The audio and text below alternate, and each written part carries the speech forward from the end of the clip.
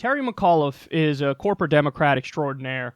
He's basically best friends with the Clintons, and he is the epitome of a neoliberal. So he wants to run for president. I'm pausing for your laughter, because I know that sounded like a punchline in a comedy set, but it's not. It's the truth. He wants to run for president. So I find it hilarious how mainstream media basically mucks up certain things and forces them on you and pretends like it's organic. So they've been inviting Terry McAuliffe on out of nowhere on all of his shows, as if there's like a grassroots, fervor. Like, please, why won't you talk to Terry McAuliffe more? Here's the reaction from regular people. Terry who? Who are we talking about? Who? Terry McDonald's? We talking about McChickens, bitch? Nobody wants to hear from this guy, but mainstream media puts him out there and then acts like, some are saying you want to run for president. Nobody's saying that. You just said it. And you're saying it because he wants you to say it. It's all so fake. No, I can't stand how fake it is. It's so bad. It's so bad. There's more people that want me to run for president than Terry McAuliffe to run for president. It is embarrassing. So, look at the back and forth he has on, I think it's CNN here, and notice what he slips in at the end. Let's look ahead. He is an angry, emotional, unstable man sitting in the White House. Is that your campaign speech for 2020? Is that what we're hearing? Well, I think what Americans want is they're tired of this angry man, emotional man in the White House he's a constant liar. I mean, just look at this week. He went over to Iraq and told the military, they wanted a 2%, 3%. Oh, no, I got you 10%. Well, he did. It was 2.6%. He said you haven't had a pay raise in 10 years. They had a pay raise every year. Under President Obama, actually, for several years, they had a bigger pay raise. Then he has the audacity, the temerity to come out and blame Democrats for the death of these two children. That is the lowest act I have ever seen any president in the history of our country. You sound like a man who's running for president. You want to announce right now? Well, I'm not going to announce right now. I'm obviously looking at it. I've got time. I've got a lot of great relationships. Do you have time? Sure. I have 40 years of working for this party. I have plenty of friends in many states, so I don't have to rush into this. But what folks want, let's be clear, Dana, here's the message for Democrats. They don't want an angry liar in the White House. They want someone who is compulsively optimistic and realistic. And the Democrats have to lay out an agenda of success, of what we plan to do. I look at my record as Virginia, a record amount of jobs created, what we were able to do to build a new Virginia economy. People want politicians to give results. That's why I think governors are always important. We have to balance budgets. We have to build roads. We have to clean the roads. We have to fund education. Very results oriented. We don't have filibusters as governors. I think governors are very important to this. But we can't be making promises that are not realistic. Listen, I like the idea of free college, but there is no way the Democratic Party should support paying for children of wealthy parents to go to school. Oh, dude, please run. Please run, please run, please run. I need to see another Jim Webb or Lincoln Chafee in 2020. I mean, that's what he's going to end up being. He said he's running on, we need to be realistic, so no free college.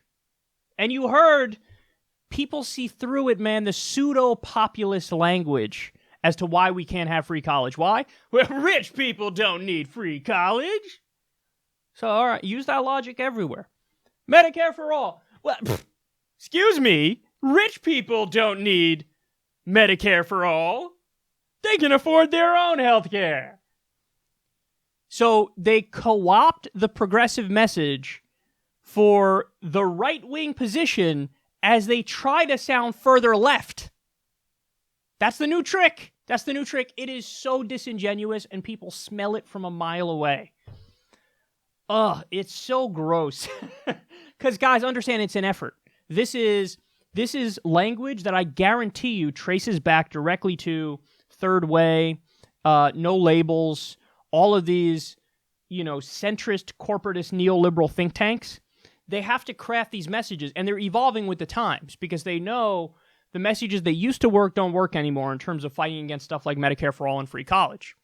So they have to evolve, and this is the evolution. The evolution is I'm going to try to sound further left than you as I'm arguing for a further right position. And by the way, yet again, when you means test something, that means the program is no longer universal, and that means it is, by definition, a welfare program. And as we all know very well, when you have a welfare program, it makes it so much more likely that it's going to get cut. Whereas universal programs, it's harder for any politician to touch those programs because they're so overwhelmingly popular that if they touch them, they know it's career suicide, so they can't touch them. But look at this. He's gaslighting you running into 2020. Everything about Terry McAuliffe is hilarious to me and sad to me. So look at this. Look at what he said he wants to run on. He starts the whole thing is Trump bad, Trump bad, Trump bad. Yeah, bitch, we know it's not that hard. Okay? Like that's, again, it's pseudo-leftism. Like, I really don't like the guy in the White House. And then, yeah, he's just, he's an angry guy. He's an emotional guy. He's bad. I think he's bad. And then, I love how, again, Dana Bash is like, it sounds like you're running. Who, me? I mean, I'm looking at it. Well, I'm not going to announce anything now, as if people are like waiting, like, Terry, please say you're running. And then look at the assumptions in what he says there. He goes, I have, quote, plenty of friends in different states. What? And then he says, I've worked for the party for X amount of years. I didn't catch how many years, but for a while. Look at the assumptions. The assumptions are, when he talks about I have plenty of friends in different states, you know what he means, right? Politicians, corporate Democrat politicians in all the other states, who, in other words, I got a lot of friends in those states, they kind of owe me, so they'll endorse me, as if that has any bearing in the real world, as if some fucking, nobody state senator in Ohio, as if people are like, oh, whoever that person endorses, I'm for. What the fuck are you talking about? And then the idea of I worked for the party for so, in other words, hey man, I've earned my stripes in the party. As if that's like that should be the defining factor. No, it should be, do you represent the people? Do you not represent the people? He didn't mention the people. He mentioned, I have plenty of friends in other states that he means within the party, and I worked for the party for so long. He reeks of entitlement. What do you mean? I followed the steps in the process, and so now I'm in this place where I'm supposed to be somebody who you guys all want to run for president. That's what... Nobody wants you. Nobody knows who you are. Nobody fucking wants you. Fucking former governor of Virginia, centrist Democrat idiot. And then, couldn't be more telling what he goes on to say in terms of how we counter Trump. He says, Americans want somebody who's, quote, optimistic and realistic. Terry McAuliffe is stuck in 1992.